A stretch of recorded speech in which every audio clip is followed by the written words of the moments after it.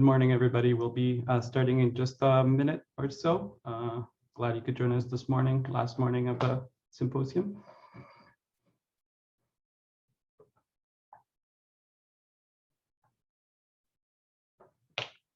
All right, welcome to the Active Transportation Symposium panel on bike highways. We called it Exploring Bike Highways to Transform Mobility. We have a lot to share with you.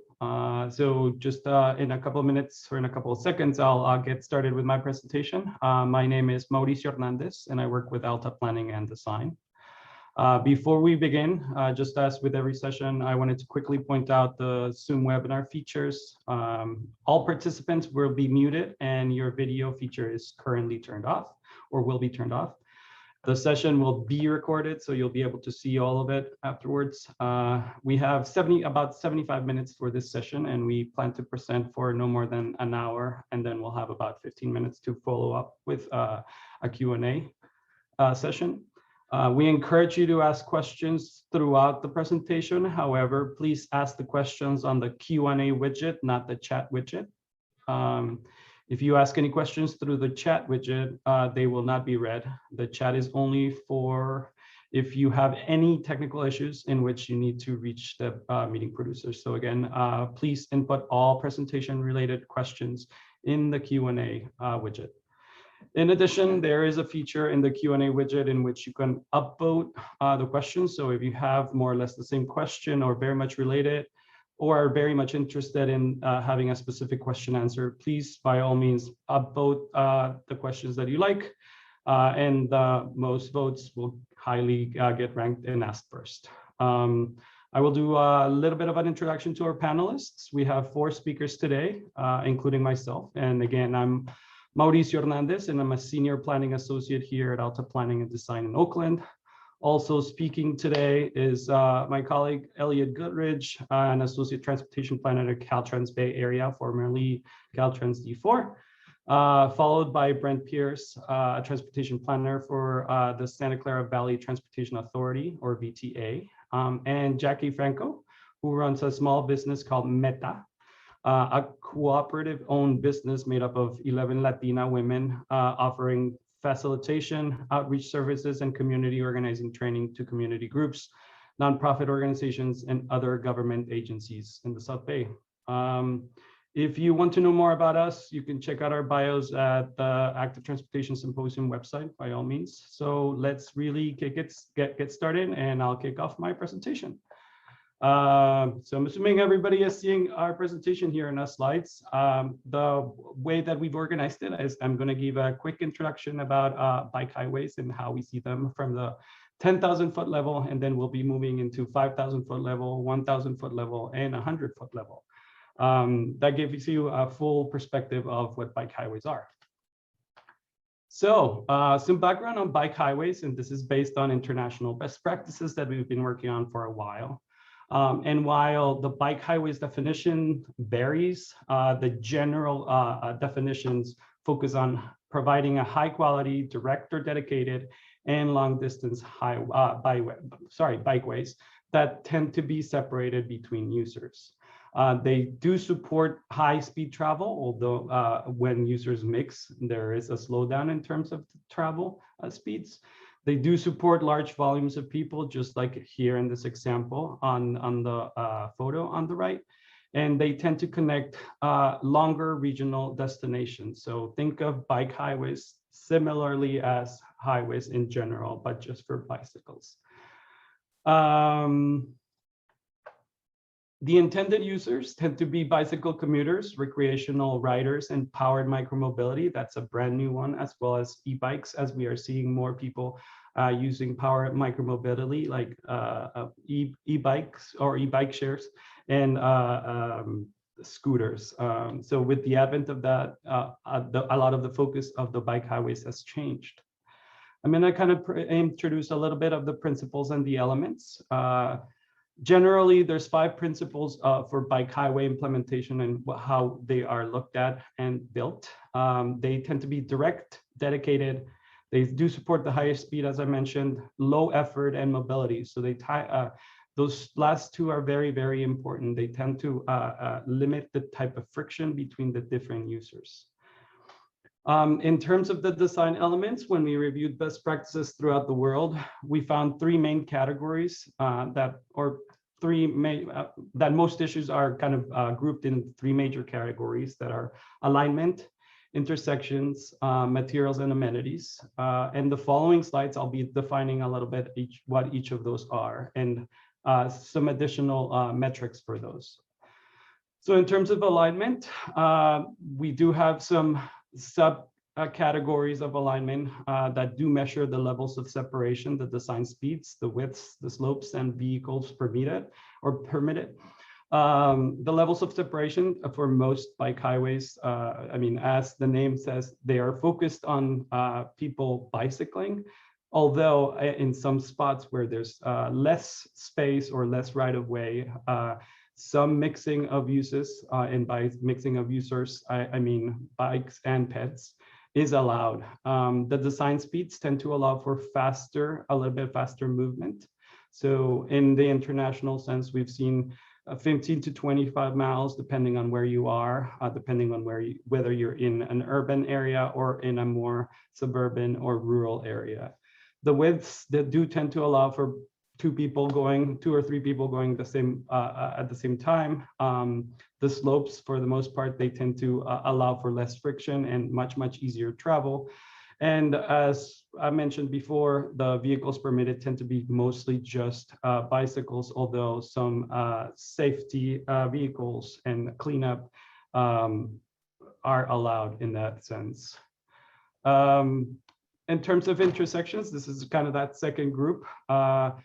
They also, just as with highways, they tend to have limited access points, but they do connect to local bikeways that tend to provide those connections. So taking people from point A to point B, but giving them access to different localized networks. They do provide some intersection and crossing treatments that limit the interaction or the friction between cars and people bicycling, so to make it more comfortable for the user. And they used intelligent transportation systems features like the green waves to allow for folks, again, to limit that friction between and make it much comfortable to go from point A to point B. Finally, materials are very, very important.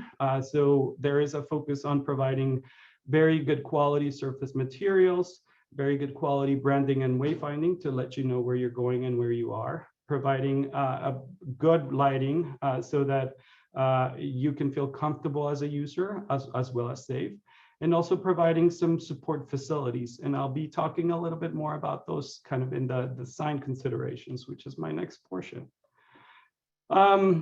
As part of the project that some of us are collaborating with, the Bike Highway Design Principle here in the Bay Area and in California, we see bike highways more as an overlay rather than a specific facility type. So it is not just another type or typology, it is more of an overlay of facilities. And you'll see a little bit more about what that means in a little bit.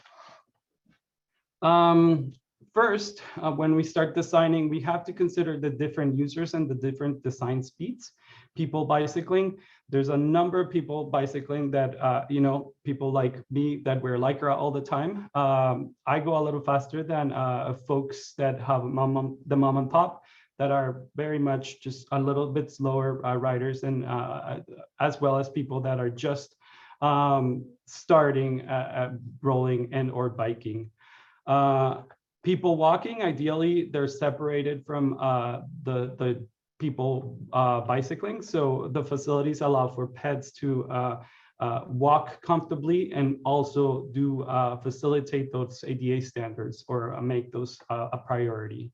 And finally, as we get more and more people on e-bikes and micromobilities like scooters and other devices, they tend to have different needs, different dimensional needs, as well as average speed of travel.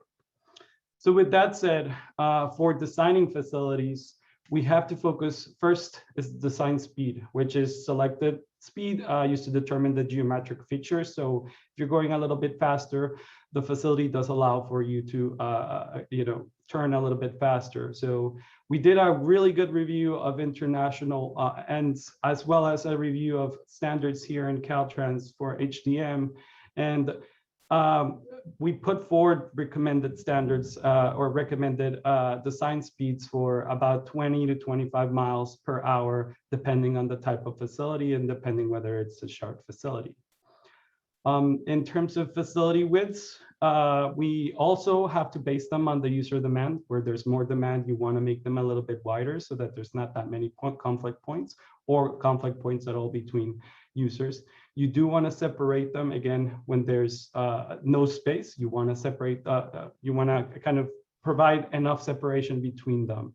So for preferred widths, and this is a big word, preferred, we talk about preference.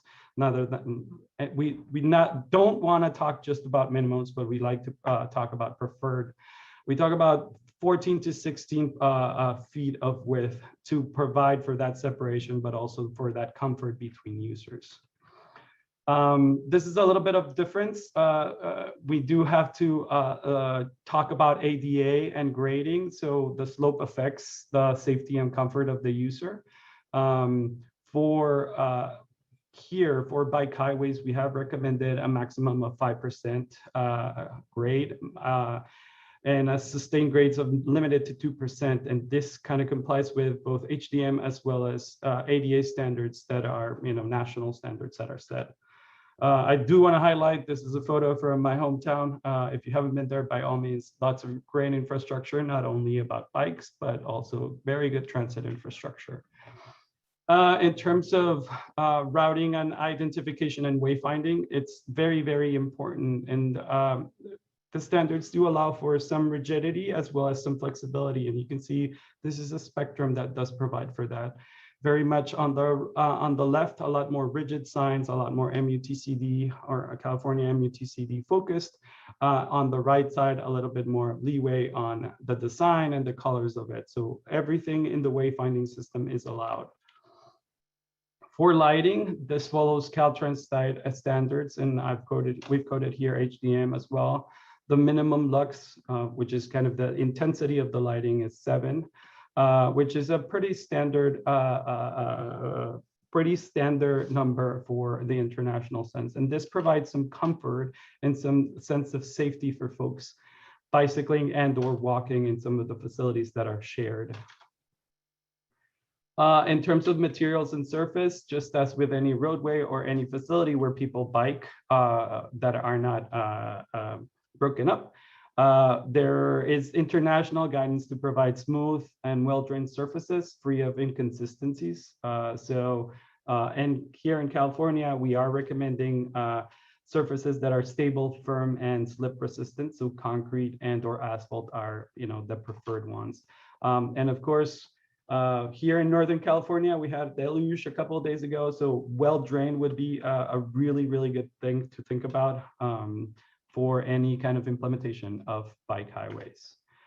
Talking about intersections and crossings, again, the focus of bike highways is to provide the most continuous and less friction between users.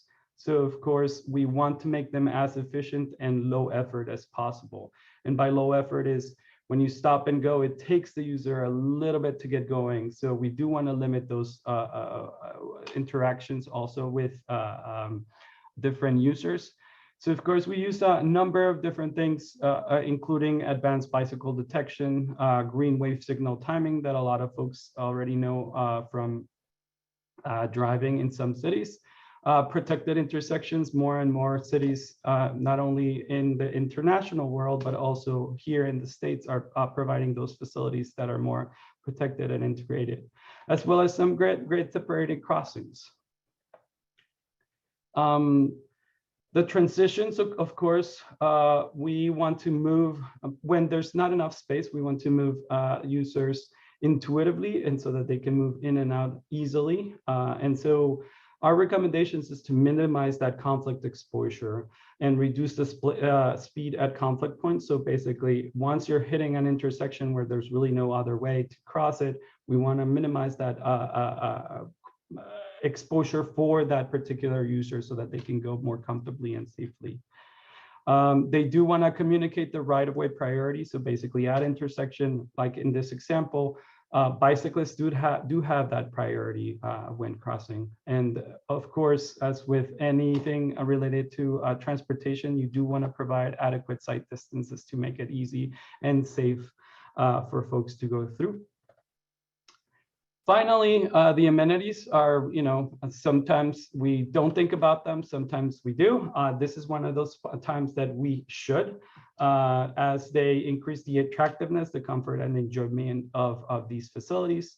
So in the international examples and kind of our recommendations for implementation here, we do call for providing bicycle tools, lockers, seating and water fountains, shared micromobility, and one big one is landscaping, particularly in those areas where there's a lot more heat. And by landscaping, we don't only mean just the bushes and grassing areas, but also some shading to provide that coverage from the elements.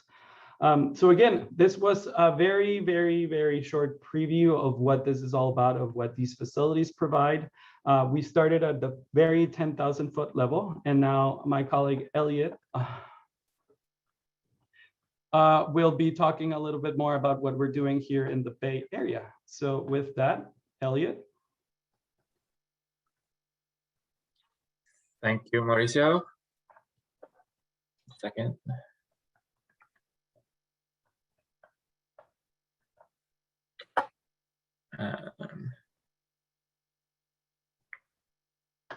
Is everybody seeing my screen? Sure. Yeah, if you could just go to the top and hit display settings. Every time. Switch.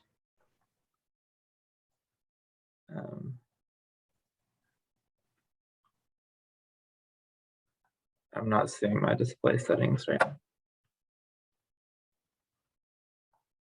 It's the next, on the very top left corner, you'll see show taskbar. Next to it, there you go, display settings. Hit swap. Thank you. Perfect, that looks great. Thank you so much. Good morning. My name is Elliot Goodrich. I'm an associate transportation planner with Caltrans Bay Area, working in the pedestrian and bicycle branch. I'm here to talk about the Caltrans Bay Area Bike Highway Study, which is our study to conceptualize a network of long-distance, low-stress bikeways along the state highway system.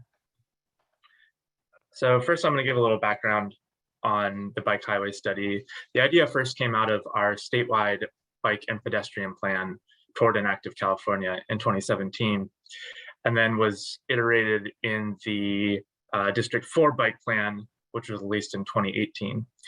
You can see on the right a map of conceptual bike highway opportunities that was identified in that bike plan.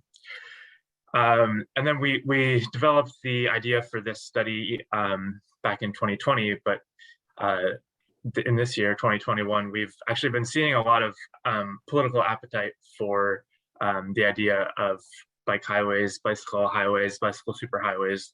We see all of these terms being used. I'll give a couple examples of that political appetite. For one, we saw a proposed multi-$100 million set aside in the California Transportation Commission's proposal to Governor Newsom for his May revised budget. And this wasn't ultimately included in the budget, but we think it's really positive momentum to see these being discussed.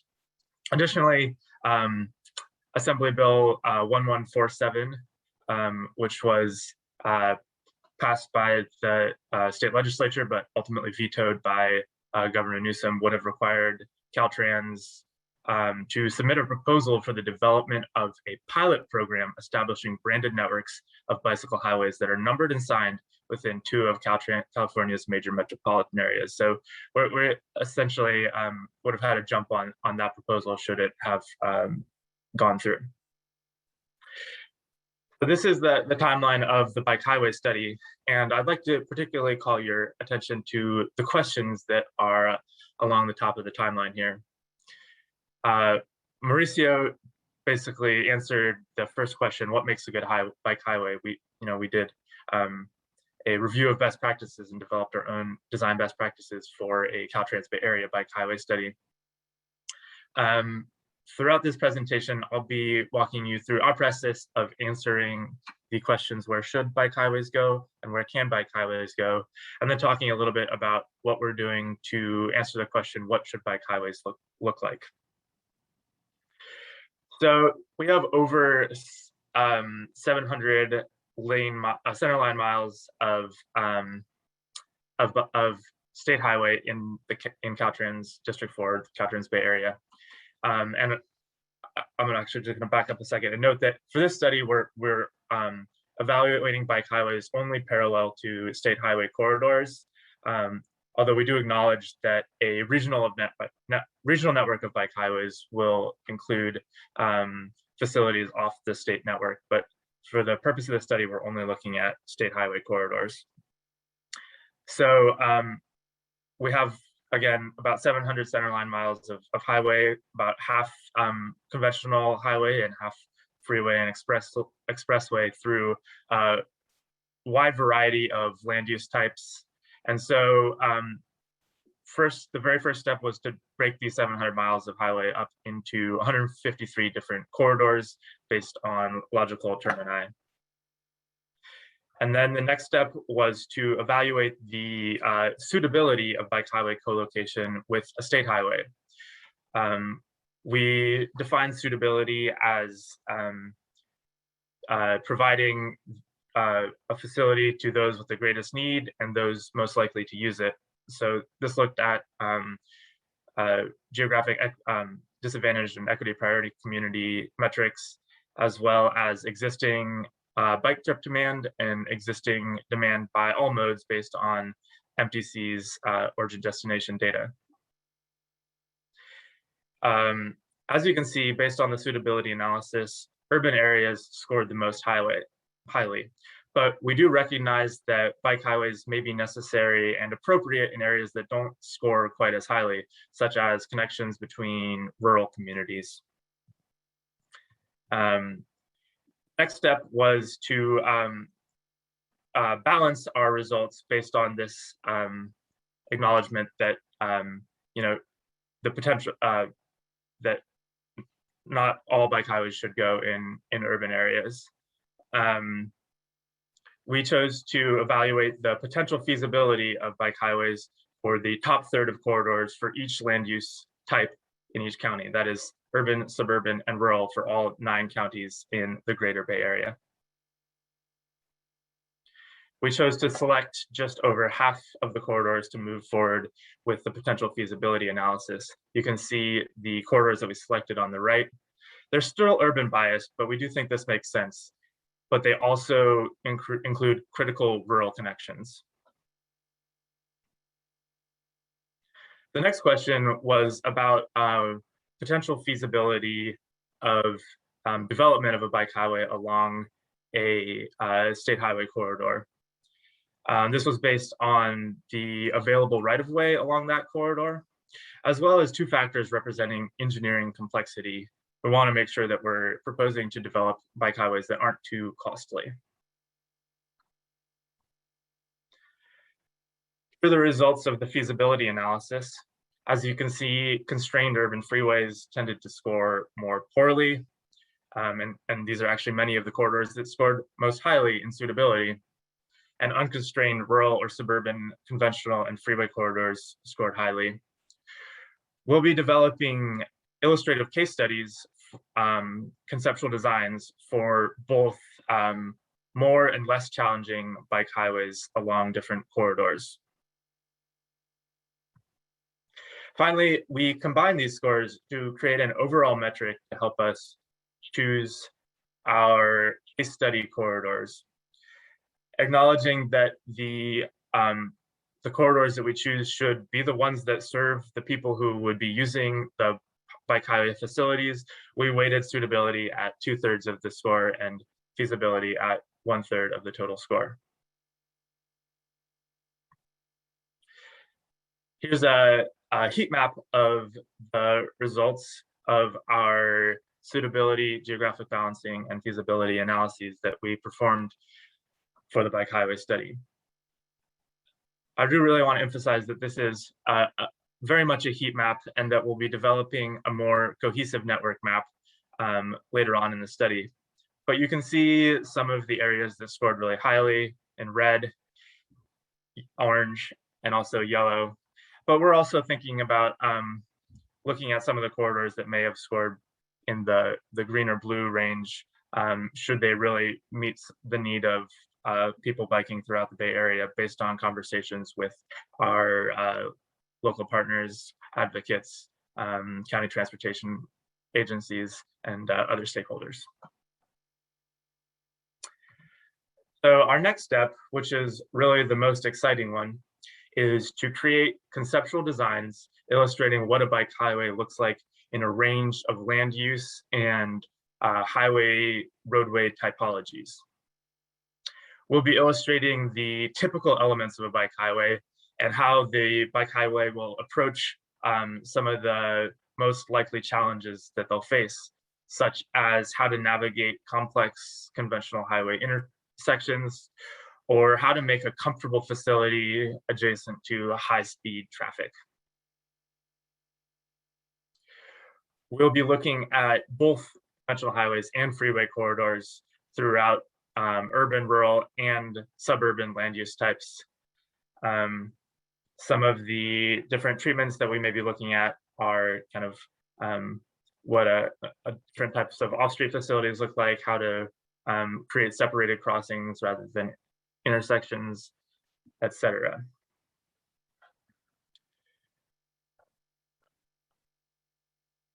So we're proposing preliminarily to choose 6 corridors around the Bay Area to serve as illustrative case studies through our conceptual design process. These are not project proposals. They are case studies illustrating typical treatments that are applicable to a wide range of different state highway corridors that have similar elements and exist in similar typologies. I really wish that the symposium was just a few weeks later so that we could share the proposed corridors with you and the focus areas we'll be looking at within those case study corridors, so that we could talk more specifically about some of the things that we'll be illustrating. But I will like to highlight some of the design elements that we'll be illustrating through this case study process.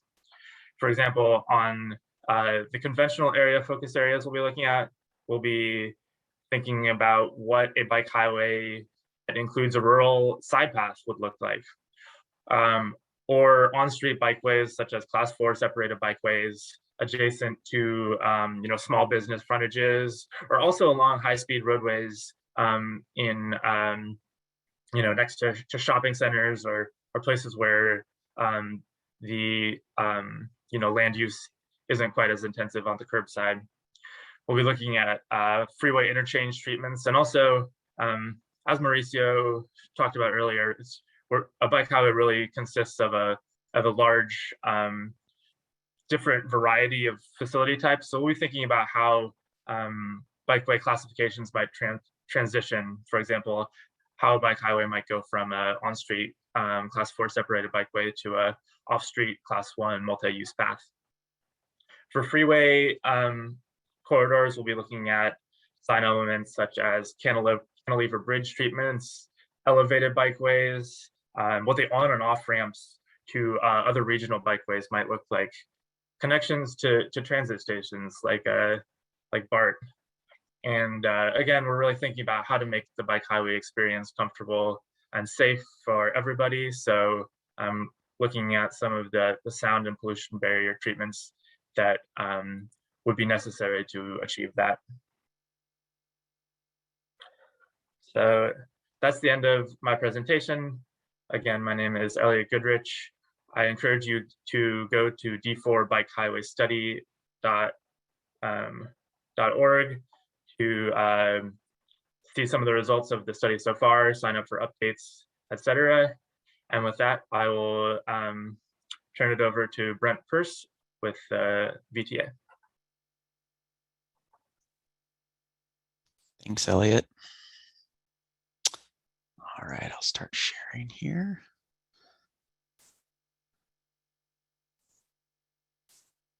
Okay.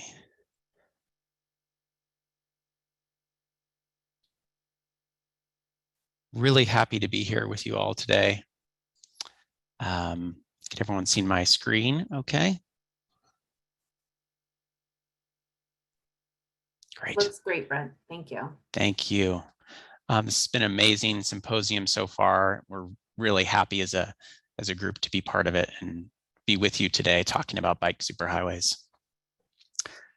Central Bikeway in Santa Clara County is going to kind of bring it more down to the 1,000-foot level. So we started at kind of the high level standards, design concepts level, and Elliot brought us into some regional ideas that we're working on in the Bay Area. And I'm going to talk about more of a specific project or corridor in Santa Clara County and how it came to be. And then we'll be followed up by Jacky, who's one of our partners working on Central Bikeway with us. Central Bikeway is really the first bike superhighway of a plan we have in Santa Clara County to eventually develop and build 17. The idea of bike superhighways in Santa Clara County came to be from our 2018 county-wide bicycle plan, where we introduced these concepts of these high quality, low stress, long distance bikeways that connect people to where they live and connect people to other job centers, and to help people travel over long distances on cross-county corridors. We identified the need to have a linkage for east-west travel in the county in our bike plan. And you can see here in our study area, we have some really other important things going on, which is why one of the reasons why we selected Central Bikeway. We have multiple transit centers at Lawrence and Santa Clara Caltrain station. We have our recently opened Berryessa BART station. We have 2 light rail connections in the study area. And then we also wanted to address this major barrier in the middle of our county, known as the San Jose Airport. We wanted to figure out ways that we could ride around the airport safely and still connect people to places and to where they need to go. So we're pretty far along in our study. We did all of our early work, our collaborative visioning with community. We identified alternatives, which I'll speak to a little bit about. And now we're really actually refining our preferred alternative, which I'll also get to share some renderings of what it could potentially look like in the future with you all. And then we plan to take this plan out to community, show them the final plan and the concepts early in the winter, and hopefully adopt it by our board maybe sometime in spring. So we really started out on this project by really just looking at all different kinds of corridors throughout the county, and really just off the top kind of eliminating those that were infeasible or really undesirable with community participation. Then we began to refine a little bit and look at alignments. We had 10 different alignments during this phase, where we focused on corridors that were routinely drawn by community members on maps and really highlighted and brought to the top.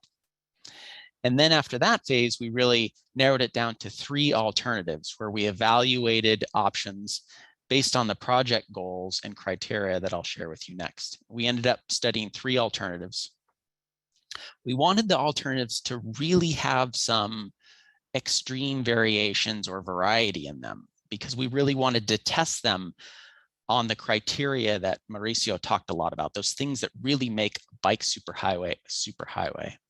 We wanted to make sure that we had at least options that went both north around the airport barrier and south around the airport barrier. And we wanted to have the 3 alternatives be able to mix and match, so you could potentially choose segments of each other to connect to others.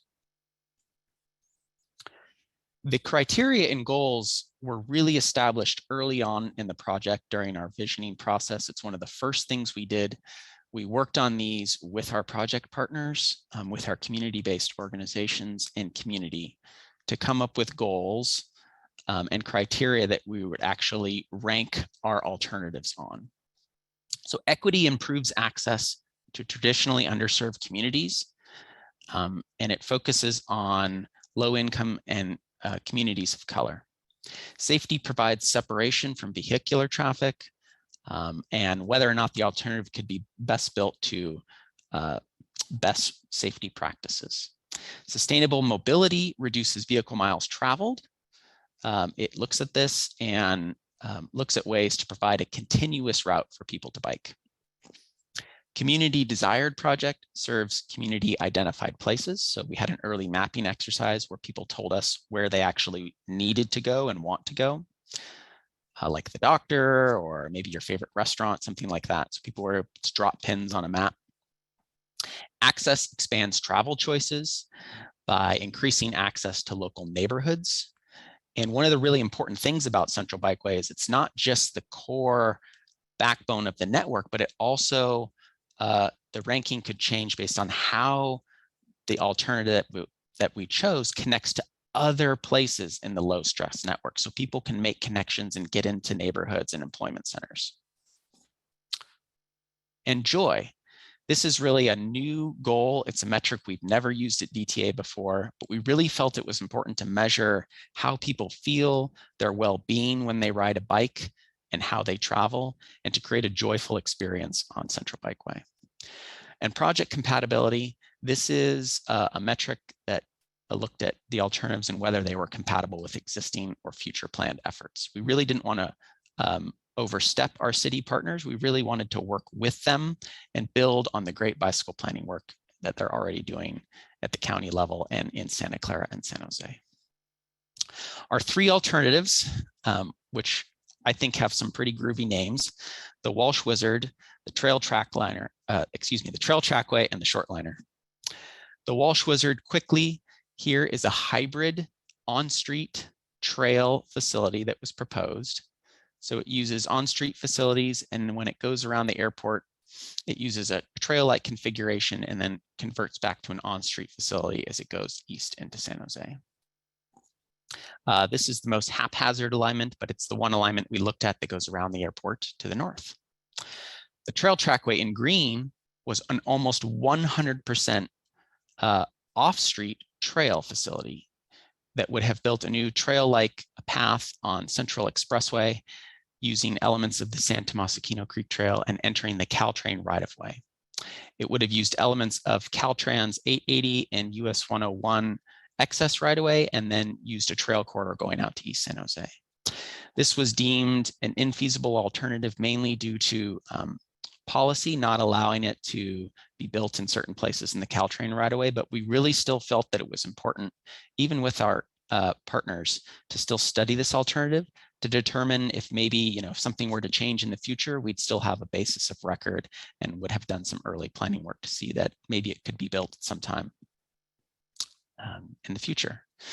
And then the Shortliner in purple is a 100% on-street facility using the El Camino Real and local streets heading and Taylor and Mayberry out to East San Jose. So what have we learned and what have we heard? This is a really important part of our process.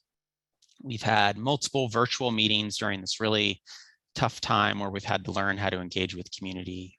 Almost 200 people have joined those meetings. I think more importantly, our surveys have been a really important part of this project. And our CBOs have been really important at helping us get people to fill out our surveys in different languages with lots of diversity. We've had over 2,200 unique people fill out our surveys, which have really informed our alignments and our alternatives. Lots of flyer dropping and in-person distribution of materials done by our CBOs during really the height of the pandemic to get different perspectives and collaborative voices into our process. So we feel like we've actually reached a pretty diverse audience as part of this project, which is one of our early goals. 71% of people have told us that they're already commuting by bicycle, But what's even really more impressive is the people that have participated in this process, 29% of them have told us that if a facility like Central Bikeway were to be built, they would be a new bicyclist. I mean, that number is huge. Normally we see percentages like less than 5 when we do similar type studies like this. So what that tells us is facilities like bike superhighways, if built with community to actually be representative of a facility that takes them to where they need to go, is something that they'll use. And maybe that's something that could help shift people out of cars and increase mode share for bikes. 45% of our survey participants have been women or identify as non-binary or are people of color. So that's a much larger percentage than DTA normally sees in our processes. And we feel like that's a good, pretty good representation of our study area. 45% were white men. I'm going to keep us moving forward here. So when we looked at the 3 alternatives, we looked at them in those 3 different segments that I talked about earlier. So Santa Clara, how we get around the airport, and in San Jose. And in Santa Clara, the trail trackway overwhelmingly was the community preferred alternative. People really liked the trail alignments in Santa Clara. But what they also told us was the short liner, that purple alignment on street, really is actually the alignment that takes them to where they need to go. So that's also important to think about. Overall, we saw the most spread in our ranking in Santa Clara. When we went around the airport, the short liner really performed clearly the highest of the other 2 categories. It provided the most access and connectivity to jobs and where people lived. And in San Jose, we saw the least differentiation amongst the alternatives. The Walsh Wizard and the short liner really ranked very closely. They were only like 1 or 2 points apart from each other in the spread. So with that, our top ranked alternative is the short liner. And so I want to introduce you to Central Bikeway. This is the preferred routing or alternative that we're carrying forward by doing some design. It's 100% on-street protected bikeway. It's about 10 miles long, and it ranked highest using our criteria in access, sustainable mobility, and community desired project. So one of the things we've been hearing from a lot of speakers throughout the symposium is not only is it important to collect feedback and be collaborative that way, but it's also really important to reflect on that and actually share back with community how their voices have made a difference and actually shifted or been part of the project. So what we've heard is people have told us they need their bike facilities, their superhighways, to go to actual places that they need to get to. And the short liner does this in the greatest number. They want it to be efficient and quick. And the short liner is the shortest alternative, both in terms of distance and overall travel time. And they've also told us, and this is the conundrum that we face on this project, is that they really like trails. But our on-street preferred alternative is not a trail-like facility. So how do we address this? So we asked people, what are the elements or features about trails that is really important to you? And they've told us that they like the openness that trails provide. They like that they can kind of disconnect and just travel through space or flow. And they like how physically safe they feel on trail. So we believe we can design some of those elements into an on-street facility to meet some of those needs. I'd like to show you some concepts of what our bike superhighway could look like, taking this feedback into consideration. This is a visual conceptual running of what it could look like on El Camino, which is a 6-lane state highway. We're designing a sidewalk level protected bikeway with a 3-foot buffer. This shows the bikeway narrowing slightly as it goes around a boarding bus island stop where VTA would serve transit customers. We have pedestrian scale lighting, improved landscaping, and some identifiers in conflict zones between cars and bikes and pedestrians at driveways. On Heading Street, which is a very neighborhood-oriented street It was one of the first corridors in San Jose almost a decade ago where a road diet was performed to put in a buffered bikeway with green paint. This is a place where we're providing a really nice, wide 7-foot bikeway in one-way facilities with a protected intersection shown here. So some nice big queuing and waiting spaces for bikes where they can feel safe, either crossing this facility or transferring into this bikeway. We're showing really enhanced landscaping, which are really multiple benefits for this street. So you can provide shade, you can do drainage as shown here, and provide some of those elements that people like on trails on an on-street facility. And on Taylor, which we're proposing as a 2-way facility, this would be a 12-foot wide bidirectional protected bikeway. So that falls within those superhighway criteria that Mauricio talked about. We're raising the bikeway and the sidewalk here at minor cross streets, which have stop control, to really identify this area as a mixing zone for cars, to provide some other elements of safety. We're also showing, street trees and lighting and some directional signage here, like, hey, the BART station's up ahead, or that you can connect to the Coyote Creek Trail, some unique branding. So that's Central Bikeway. And I wanted to touch on one more element, which is kind of how we've done this project maybe differently in the past. And I think Jacky can hopefully help us speak to this element as well. But even before VTA applied for our Caltrans grant, thank you Caltrans, to fund this project, VTA really decided that we wanted to engage with community really differently than we have before. So we knew in our contract to deliver Central Bikeway that we wanted our consultant team to bring on community-based organizations and pay them for their time. So that was part of that. We really wanted our collaboration to be more representative of those that actually live and work in the study area. This is, a constant challenge that VTA has. I'm sure many organizations have. We really wanted the process to represent those that live here, and we recognize that, our organization doesn't have all the developed relationships that you need to have in community for a project like this. We don't have all the lived experiences or working experiences that many in our communities have, and we felt that having community-based organizations support our work and lead some of those efforts really could make those connections and make a project stronger by co-creating Central Bikeway with community. So we brought on both the Guadalupe River Conservancy and Meta LLC. And I'd like to invite Jacky to come on screen and answer some questions with us today. Thank you, Brent. I hope you guys can hear me. Good. I can hear you. Thank you. So thank you so much for being with us here, Jacky. Why don't you tell everyone a little bit about yourself and what Meta does, what your mission is? Yes, of course.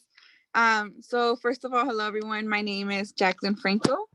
I am the co-owner and founder of a small cooperative-owned business called Meta LLC.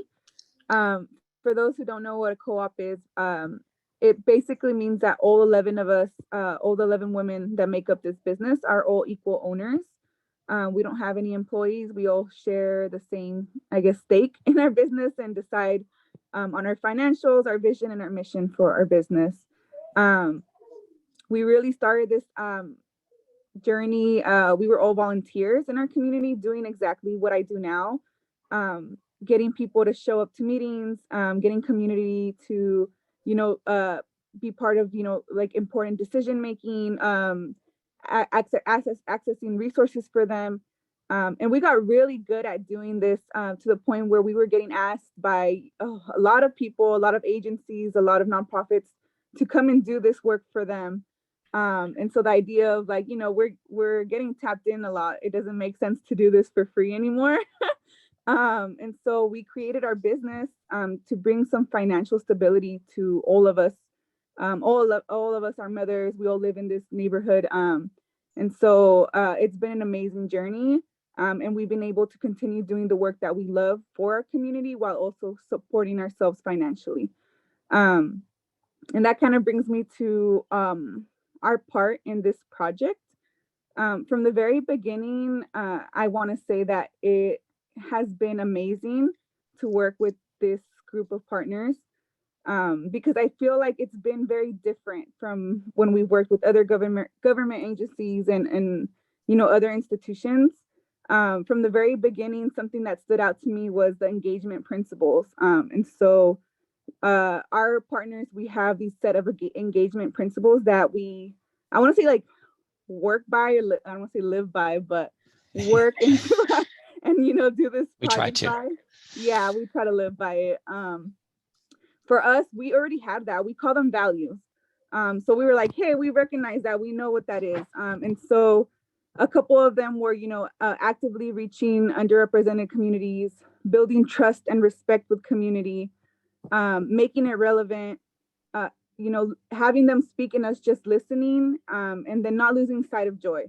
So that was amazing for us, because that is something that as a business we have, we had set in our vision and our mission. And it's something that I want to say is refreshing, because like I said, it's not something that a lot of other people work by. I think we're so used to having or working with partners that are very like system oriented. Like, this is how we've been working. This is how we've been working for years.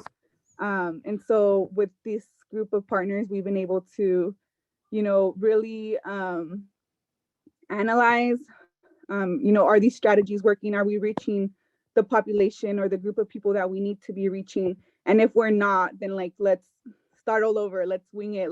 Let's pivot our strategies. A lot of people don't feel comfortable with that, but I think that's amazing. And that's a great ability that you bring to our team. How do you think we've done, Jacky, like making this idea of bike superhighways or just biking in general when you're out in the community accessible to people? You've been out there in this really challenging time. And how are people, do you think, relating to kind of this concept when you're out speaking to them? Wow. I think from the very beginning, I don't know if you remember, Brent, but I remember when we were receiving material to go do outreach, and the question of, does this language make sense, right? Yeah. Like, are these flyers, the presentation, the survey questions, how is the language? Because I think just because something is translated doesn't mean that our community understands it. Including myself, I was born in Mexico, but I, came when I was young. So I remember reading over the flyer, and there was this one word that stood out to me that I was like, what is that? I think it was ciclovia. And so I was like, okay, Yeah. let's look over and make sure that our community can understand this.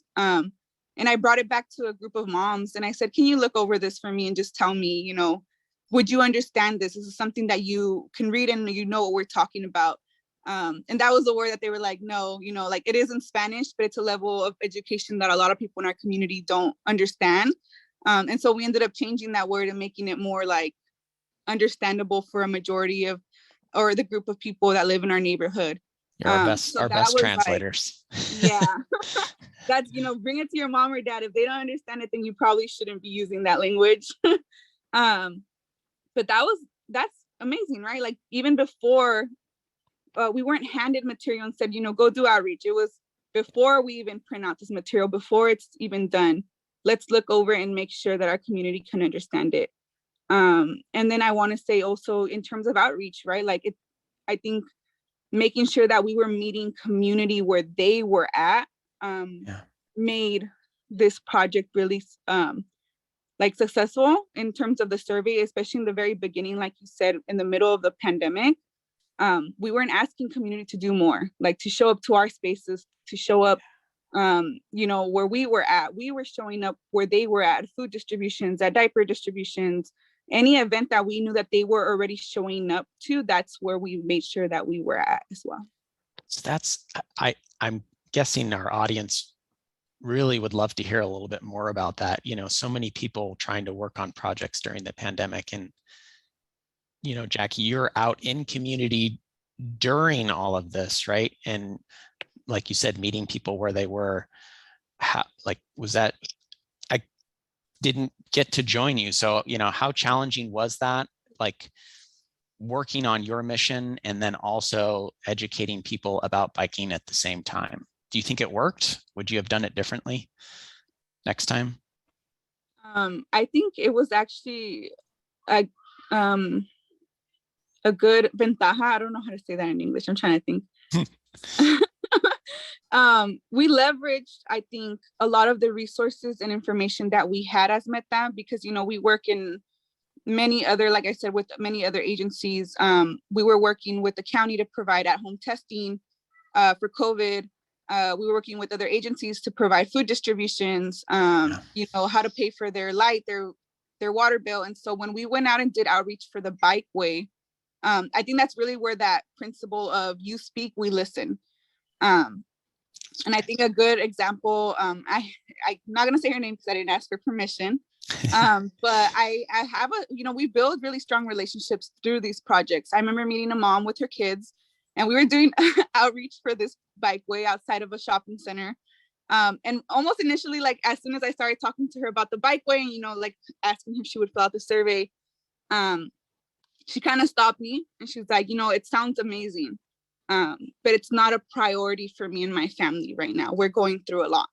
And I didn't just say, oh, okay, have a nice day. You know, I was like, oh, you know, like, is everything okay? Do you need something? And so even if she went off topic from the bikeway, I let her speak. And I listened to her needs and what she was going through as, you know, a person of, you know, a woman going in my community. And then I was able to connect her, you know, can I have your number? I think I could connect you to some other resources.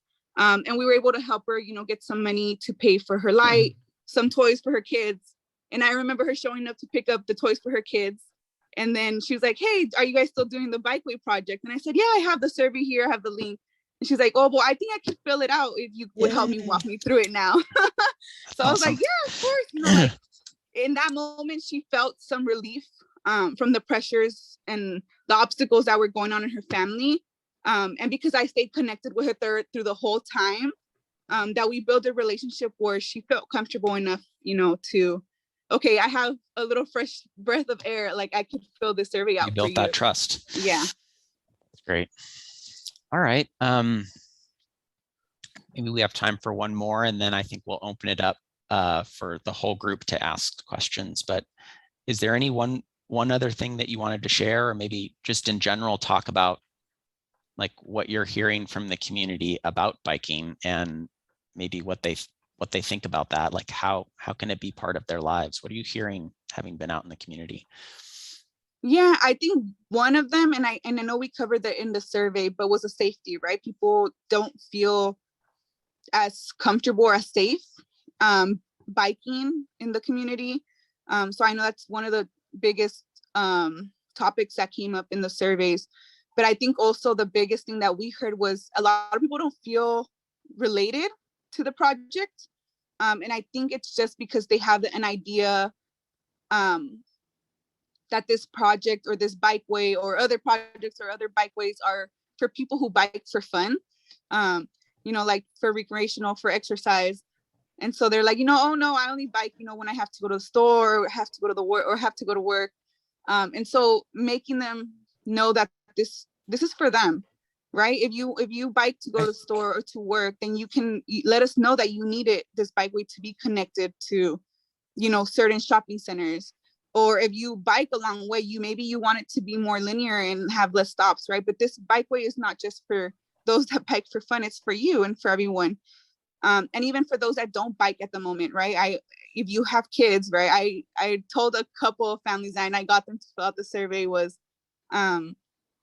you may not bike, but you have kids who might in the future and who might want to use this bikeway. And so you can decide, yeah, I was like, you can decide and shape how this looks for them, or you can let someone else decide and shape it, you know, themselves. And so that really made them think like, well, I want to make my own bikeway. I want to decide for my kids. And so making it relevant, letting them know that it's for them, it's for all of us. That's awesome. Well, thank you for sharing your experience. Your work has been really valued on our team. We appreciate you joining us today. So hopefully some of the audience members have questions for Jacky or Mauricio or Elliot or I. So why don't we open it up for some Q&A? Yes, thank you so much. So my name is Emily Abrahams, and I am a project manager at the Active Transportation Resource Center, and I will be helping facilitate the Q&A with our panelists today. So first off, just thank you so much, Jacky. I think everything you've shared with us has been so valuable. We did have a few comments in the question box. If you have a website for your organization, we'd love to share that. And people are just saying, you know, the work you do is just exceptional. So I just wanted to reiterate that. Okay, so let's get into some questions, and all of our panelists can chime in. So the first one is, what metrics were considered while deciding which locations the bike highway should pass through? For example, was neighborhood percentage of bike users considered? And I believe Mauricio will kick us off. Sure, yeah. So from my end, gracias, Jacky. Your work has been amazing in all of these projects. We've been having a lot of fun working with you guys as well. Thank you. I also wanted to highlight that Caltrans, that Alta has been working with Caltrans and BTA on both of these projects. Again, high level, 10,000 foot level, 5,000 foot level, neighborhood level. It was very important that we provided those opportunities for all of these three levels to chime in. At the 10,000 foot level, we did develop a really quick methodology. Actually, I shouldn't say quick methodology, but a very complicated methodology that looked at different factors. So for the suitability analysis, we looked at total demand of trips. So basically the number of trips made by all modes. For calculating bicycle demand, we also looked at number of bicycle trips made along a corridor. And for calculating equity, we looked at socioeconomically disadvantaged communities. In the Bay Area, MTC provides a myriad of data. We used a lot of their data to come up with that suitability analysis.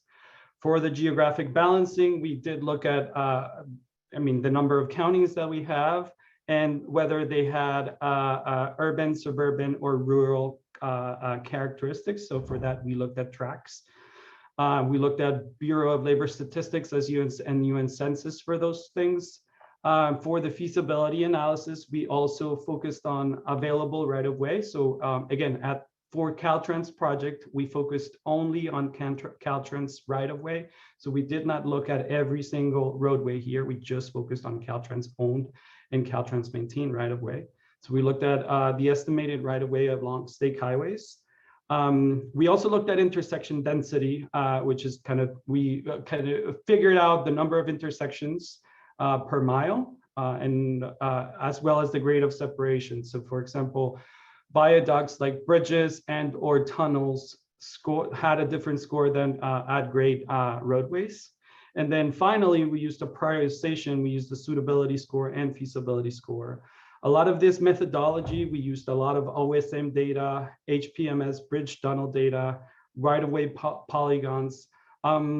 It took a while to compile at the 5,000 foot, at the 10,000 foot level. And at the end of this project, we'll be able to share all of this methodology because the hope is to bring this a little bit more forward. That's why we are focusing on developing some design concepts that could potentially be used as templates by other jurisdictions to do so.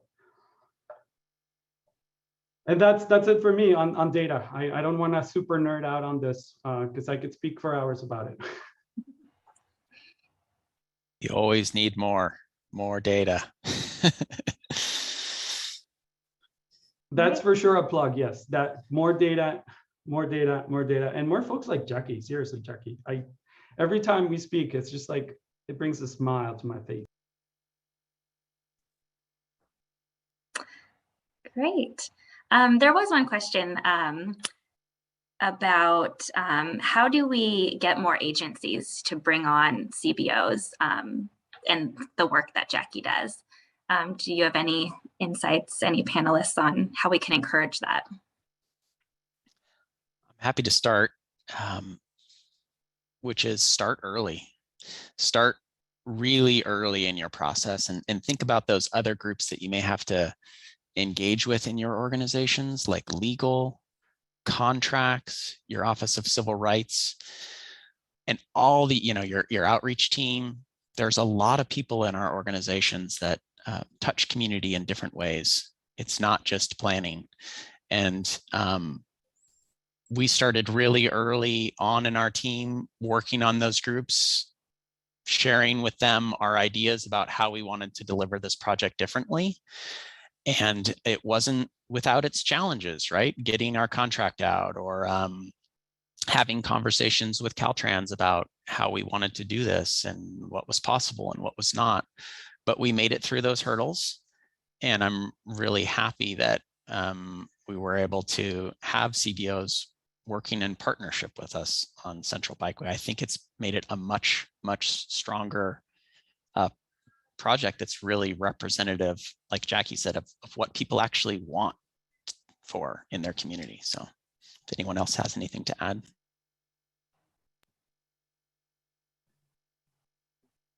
Elliot, I don't know if you want to kind of bring up some of the things that we've talked about before. Yeah, so, one of the challenging things is like, how do you actually pay for this or fund this, right? And there are a lot of different models. Some agencies are providing stipends. VTA's path was, we basically, in our contract with Alta, have a requirement to pay a certain amount to our CBOs. So it's kind of almost like a set aside, right? But the management, the agreement with our community-based organizations is done by our prime contractor. So our prime is required to deliver on the scope in the contract. And in the scope, it requires them to create partnerships with our approval, with our agency approval, of course. So, we had a set aside, and we came up with that number really early on after talking with some different CBOs about what it takes to do some of the work that, Jacky talked about. If I may, and speaking from the prime perspective, because we are also working in a number of projects, of course, that deal with CBOs, there's a lot of times where we want to push for a CBO to be present. Unfortunately, the type of grant or the type of funding that is available for that particular work may not allow for CBOs to be linked. In those are the times that we actually try to leverage a lot of the kind of partnerships that the city may have, or different departments in the city does have. A lot of the work that Jacky's group and other folks do is a lot of promotores. Like, if you know somebody, that person is gonna tell the other person, tell the other person, tell the other person. So basically using those existing relationships. From my, I'm gonna put my advocate hat on, advocate for more funding for CBOs, because we need it. We need those folks to be part of the conversation, just like Jacky was mentioning. It's just bringing them in, but it's hard to do the work if unfortunately we may not have the funding strategies for that. So I would say, from the advocate perspective, more funding for that. From the consultant perspective, let's leverage the partnerships. Thank you. Great answers and responses. I think that'll help a lot of people looking to do this kind of work. All right, so moving on to another question here. How do you keep pedestrians from just walking in front of fast bikers, such as a bike highway next to a building? How many near crashes from pedestrians not looking or caring about bikers on sidewalks? What may you find?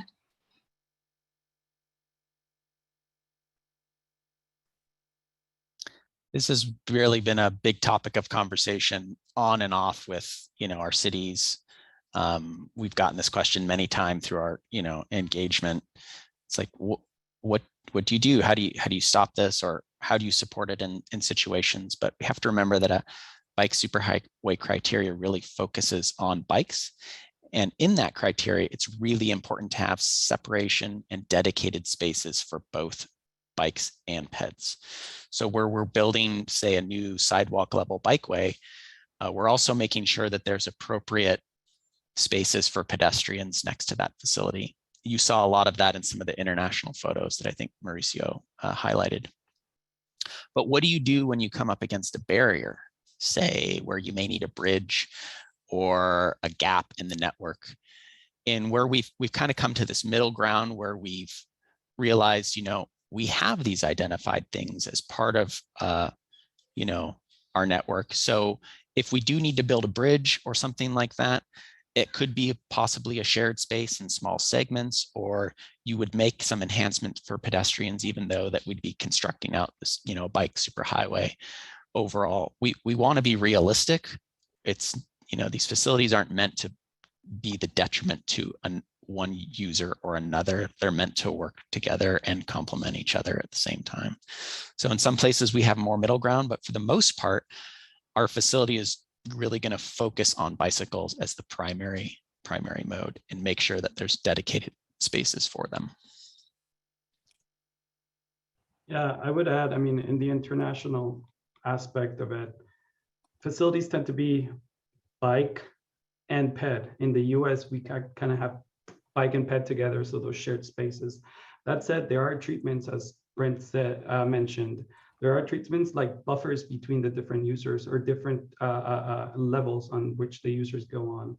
We do have to provide spacings. When we do have enough right of way, we have to provide spacing for all of those folks going one way, or even the faster riders and or users.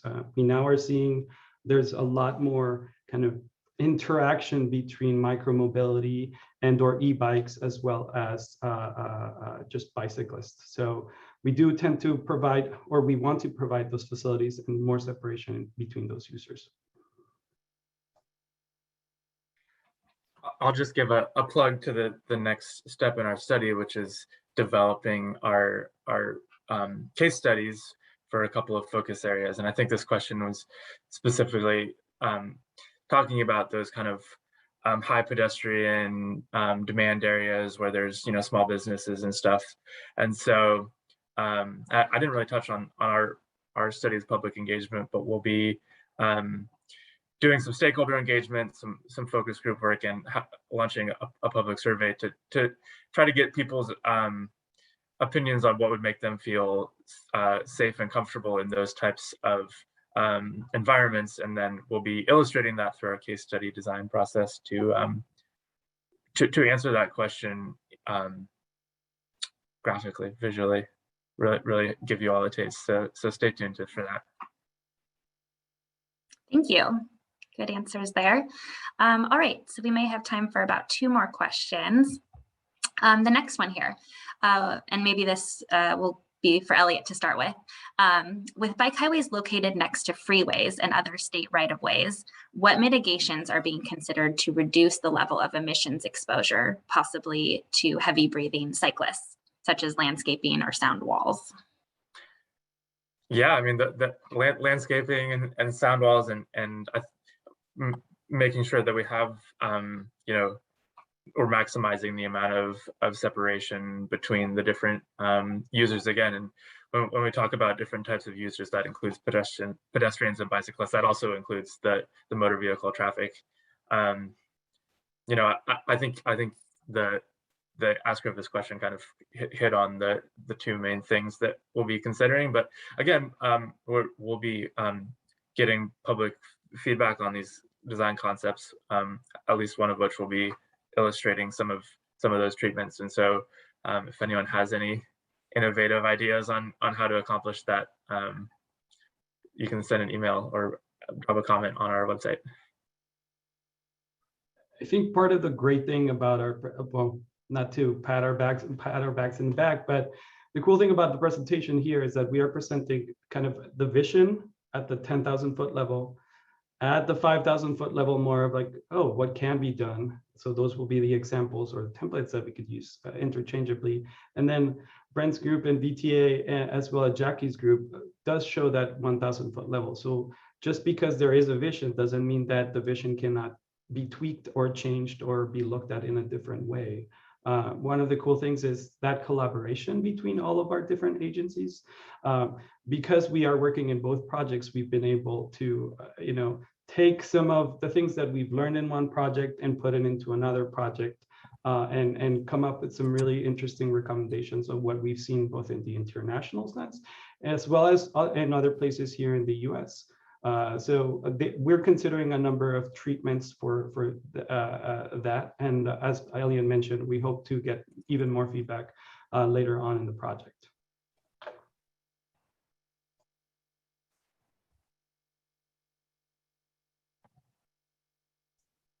Yeah, sure. I'm going to take our next question. Jacky, are you available? Sorry to pivot a little bit, but there's a really interesting question in here. If you're not available, we can take another one, but it's about the model of your organization, about your leadership Promotora model. I know I'm saying that.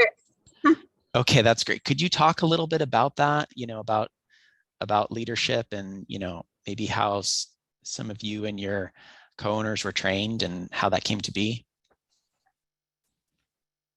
So the question is how we, I guess, before we created Meta, how we were trained to do.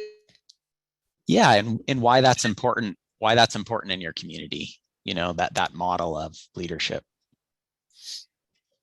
Yeah, of course. So I want to say that we were really lucky. Like I said, we were all already volunteers and promotoras. We worked for different agencies, but primarily the support that we received was through a nonprofit called Somos Mayfair. And Somos Mayfair has this amazing model already built into their nonprofit where they train community members on facilitation and outreach. And they're free. We call it the University of Mayfair. So unlike any other university, we don't have to pay tuition here, and it's accessible to all ages and all people from the community. Literally community meetings like from 5 to 8 at night. And food was provided. We had childcare, and they talked to us about, hosting meetings, how to go out door knocking, strategies, to get people to understand, systematic issues that are affecting our community. And so we had that amazing support and that background already. So I think from the very beginning, I think it's offering those kind of resources to community, so that they feel empowered. Somos, they gave us these tools, but the amazing, I want to say, like, the work or the skill we had already. We just needed access, or help to access that power and that, those amazing skills that we had to communicate and do all that amazing work. No one gave us that knowledge and that skill, but they gave us those tools that we needed. Thank you so much. We have so many great questions in the chat, but we unfortunately are out of time. I want to thank our panelists for their presentations. We're all looking forward to the outcomes of this study. I know we learned a lot about community engagement and got a lot of great information from you all as well. So we thank you for that. We will be ending this session, and our next session will begin at 11:10. So a little bit shorter of a break than in past days. So please do use that link for the next session at 11:10, and we hope to see you there. Once again, thank you to our panelists, and thank you to all of our attendees. Bye, everyone. Bye all.